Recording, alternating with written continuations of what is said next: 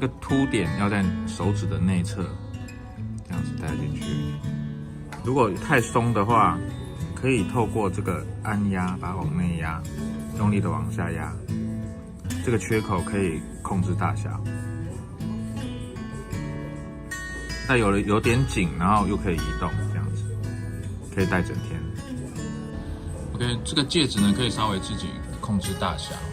如果太小或太大的话，可以稍微微调一下，可以自己微调。如果你的刚好是非常小的话，你可以稍微弯旁边，压到刚刚好，然后再移过来，这样就会刚好一个圈圈，可以自由调整。